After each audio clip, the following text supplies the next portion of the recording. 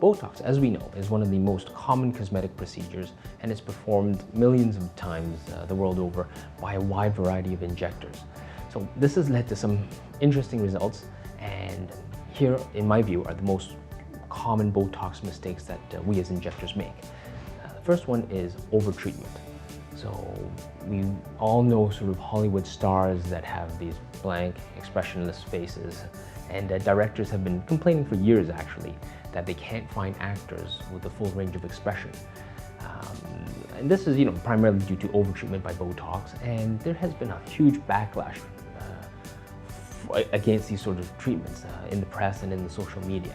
And so, thankfully, in general, I see that we're gradually moving towards a more natural, sort of refined look with Botox, rather than walloping somebody and leaving them with no expression at all.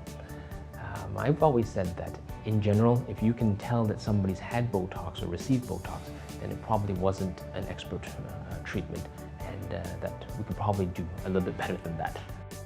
Surprisingly, another common Botox pitfall is undertreatment.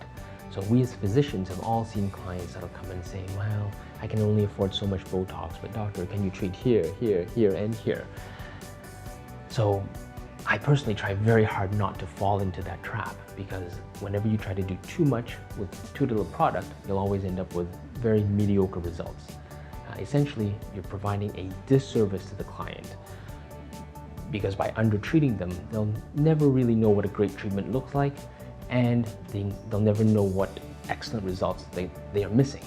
While it's important to stay on budget, it's equally important to have great results.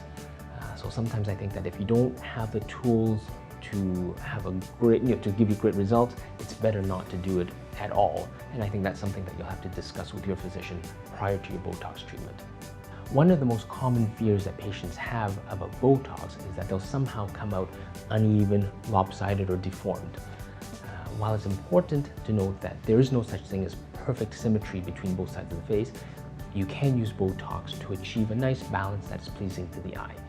For me, one of the most satisfying things that I do with Botox is treating patients with sort of motor deformities from a stroke or after a permanent Bell's palsy, sort of like John Chrétien has.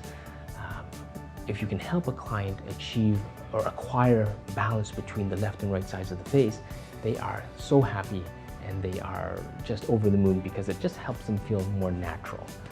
Occasionally when I'm walking in the street, I will see somebody that has gross deformity from Botox. And to me, that's almost inexcusable. I think that's just because of carelessness on the part of the injector and lack of pride in their work.